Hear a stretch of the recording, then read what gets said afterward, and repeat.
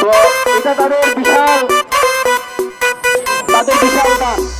সুতরাং এই ঈদকে রক্ষা করা আমাদের সকলের দায়িত্ব এবং কর্তব্য। আপনারা সকলেই সহযোগিতার হাতকে প্রসারিত করুন। সুরমা লাগা রে, আতর লাগা রে, সুরমা লাগা রে, আতর লাগা রে, আকাশে খুশির চাঁদ উঠেছে।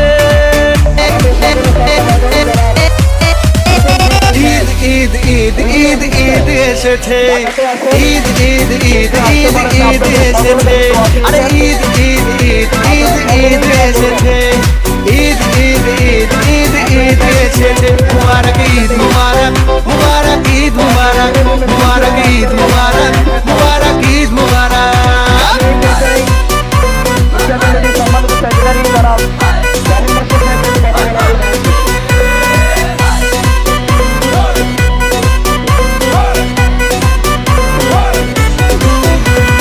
রোজা রেখেছি, দোয়া করেছি আল্লাহর দরবারে, সেহরি করেছি, ইফতার সেরেছি বন্ধু পরিবারে।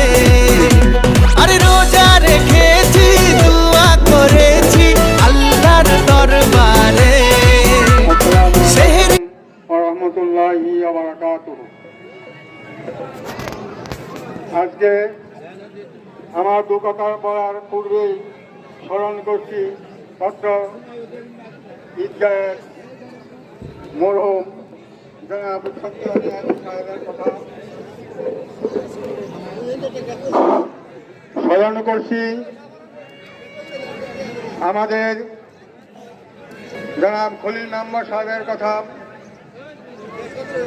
এবং আরও অন্যান্য যারা নাকি এই ঈদগাহের পিছনে যাদের শ্রম ছিল তাদের কথাই আমি প্রথমে স্মরণ করছি। আমরা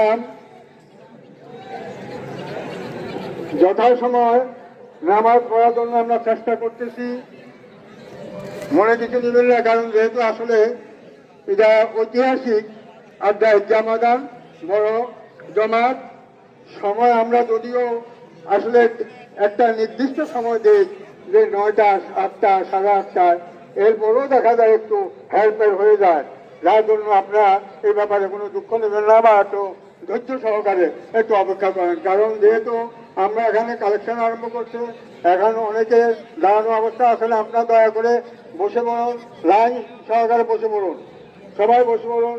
হয়তো